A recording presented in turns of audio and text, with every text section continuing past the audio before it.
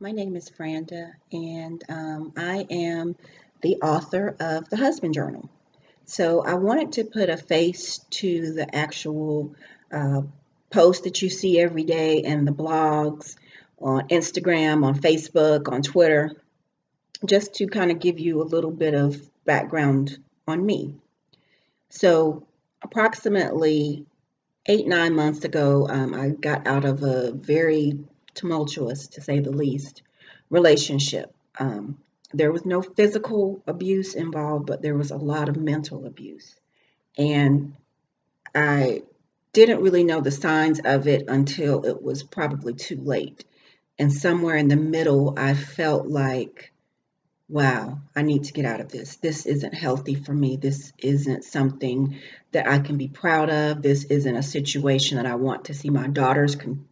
I don't want my daughters to continue to see me in this situation. So um, I said a very long, very gut wrenching prayer, and God gave me clarity. He gave me a lot of answers on things that I needed to see.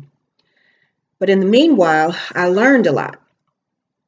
And after the relationship ended, I went through a very dark period. I went through a period of depression, of anxiety, of just feeling like, I'm never going to get this right.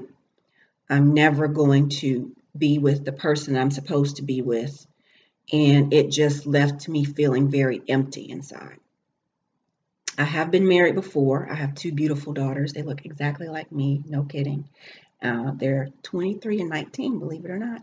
So, um, after my husband passed away, which will be in a different book, but I will explain kind of what led up to the husband journal, um, that left a big void. And that was in 2004, July 1st, 2004. And since that time, I've been searching and trying to make things happen on my own with being in relationships, with finding my next husband, and it hasn't worked. It has failed tremendously. So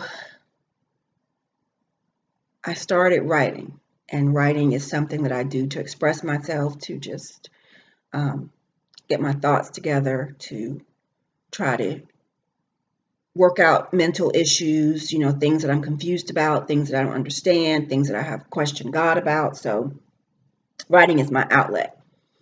But through this process, and I hope that you join me on my journey, because it is not just about the process of waiting on the right man, waiting on my God ordained husband, but also a lot about growth, healing, happiness, prosperity, and just regaining myself. Because prior to that relationship in 2014, I felt that I was on top of the world.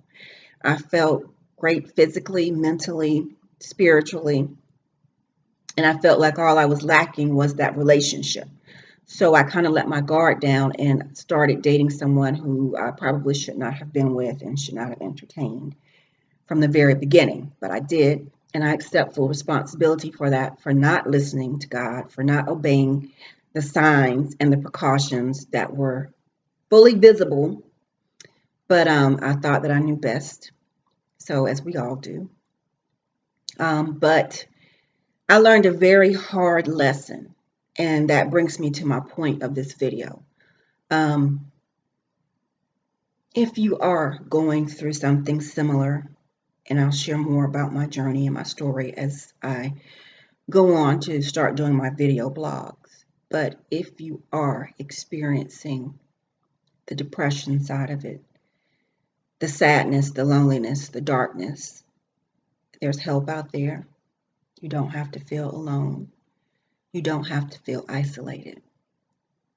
There are many other women that are out there just like you, that are successful, that seem to have it all. They appear as though they have it all on the outside, when really on the inside, they're emotionally scarred and bruised and battered, and they just feel alone. and they feel like they can't go on. So I'm here to tell you and to walk with you and to hold your hand in this journey and say, you can go on. I'm living, breathing proof that you can go on. So in closing, I would just like to say that I love you. Everything I post, even if it's not my original work, it is from my heart because they're things that resonate with me.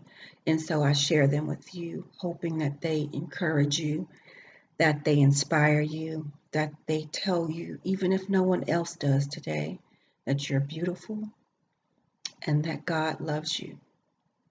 So all of my sisters out there in the world, Black, white, Hispanic, Asian, it doesn't matter. Your race, your ethnicity, your nationality, we all carry the same load. We're all women. And so in honor of all of you, I just want to say that I love you. Okay.